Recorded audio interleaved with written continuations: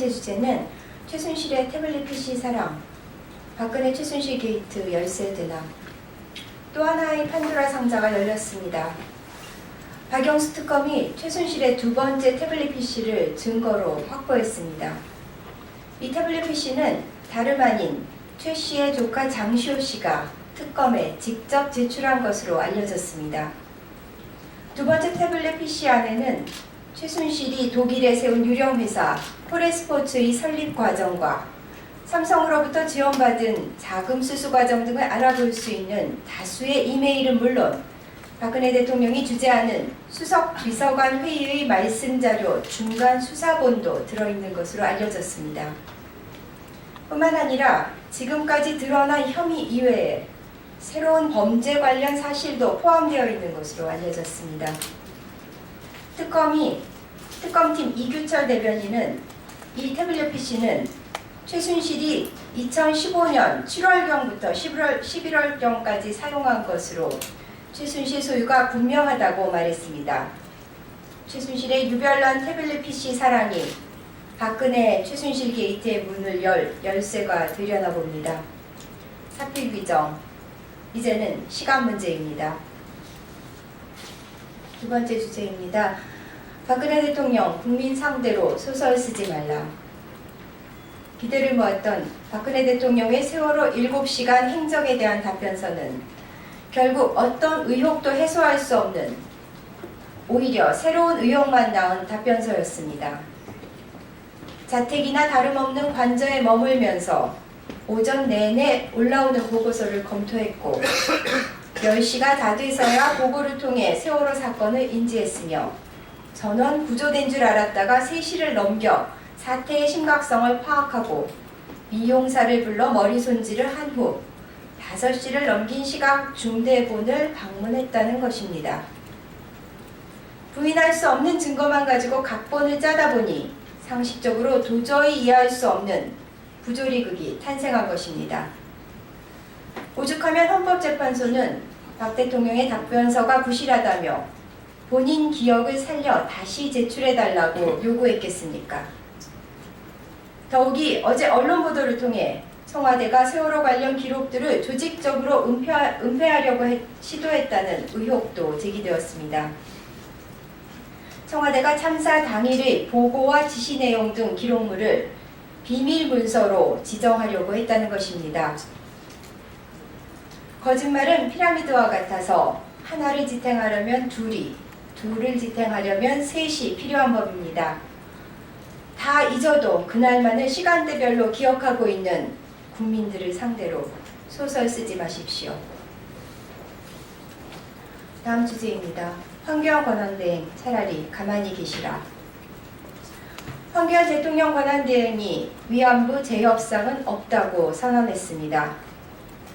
황 권한대행은 오늘 국무회의에서 위안부 피해자 문제와 관련해 상황 악화를 가져올 수 있는 언행은 자제하는 게 한일 관계의 미래지향적 발전을 위해서 바람직하다고 말했습니다.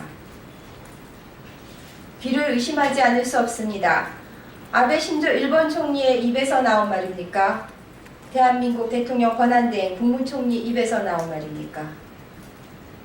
망언을 쏟아내고 있는 일본 정부에게 들으라고 하는 말입니까? 우리 국민에게 들으라고 하는 말입니까?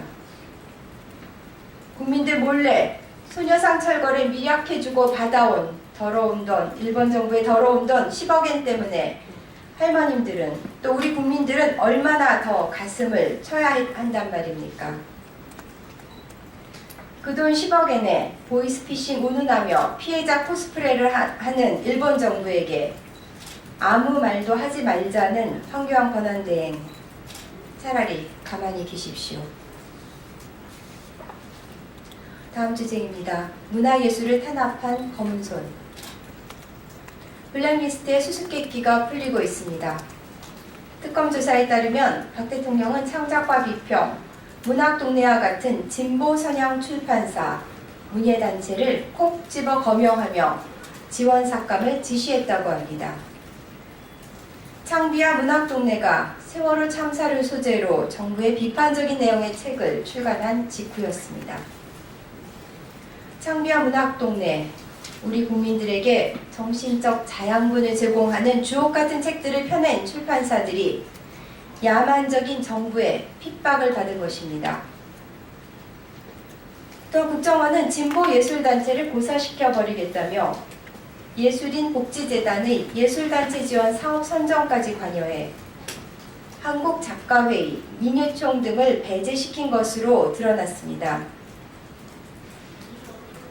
문화예술에 대한 탄압은 문화예술인뿐 아니라 국민들의 영혼을 말살하는 행위입니다. 문화예술은 그 자체의 목적을 위해 진지하게 다루어져야 비로소 하나의 사회적 힘이 될 수 있습니다. 박 대통령은 최근 클라우스 슈밥의 제4차 산업혁명을 탐독하며 국정 복귀를 대비하여 준비 작업 중이라고 합니다. 우리 사회의 시계를 공안 정치와 검열의 시대로 되돌려 놓은 장본인이 미래지향적인 책을 읽는다는 것이 아이러니하기만 합니다.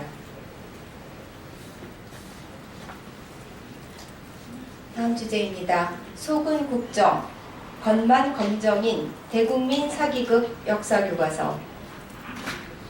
교육부는 역사 국정교과서에 맞춰 검정교과서의 집필기준과 심사기준을 강화하겠다고 발표했습니다. 국정교과서 복면 집필도 모자라 이제는 속은 국정, 겉만 검정인 위장교과서를 만들어 대국민 사기극을 펼치겠다는 것입니다. 친일 독재 미화 교학사 교과서가 학교 현장에서 외면받자 국정화를 강행했고, 국정교과서가 국민들의 거센 항의에 부딪히자 이제는 검정교과서에도 국정화의 기조를 밀어넣겠다는 것입니다.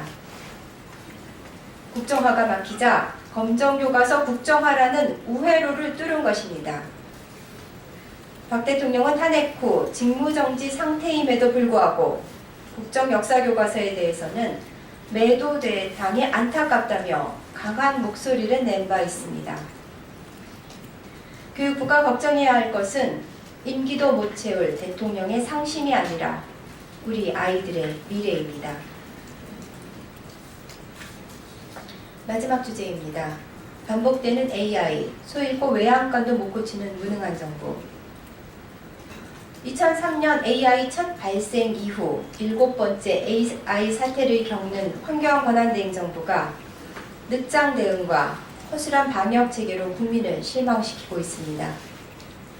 정부는 쥐꼬리 예산으로 맹탕 방역만 하다가 방역 예산의 9배에 달하는 예산을 수습 비용에 쏟는 등 수습도 제대로 못하면서 예산만 탕진한다는 탄식이 나옵니다. AI 바이러스는 점점 강력한 형태로 변이되고 있는데 근본적인 시스템 개선이나 대책 마련 없이 허울뿐인 청정국 지위 유지와 당장의 예산 절감에만 급급하고 있습니다. 그래서 초래된 결과가 무엇입니까? 2014년과 2015년의 AI와 비교할 때 10분의 1도 안 되는 기간에 이전보다 훨씬 막대한 피해 수습 비용을 치르게 됐습니다. 뿐만 아니라 달걀과 폭등 등 국민의 경제적 피해도 눈덩이처럼 커지고 있습니다. 소잃고 몇 번은 고쳤을 외양간을 여전히 못 고치는 정부는 무엇이 중요한지 제대로 살펴보기 바랍니다.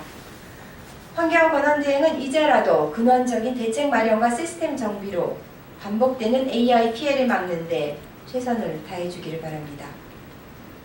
이상입니다. 고맙습니다.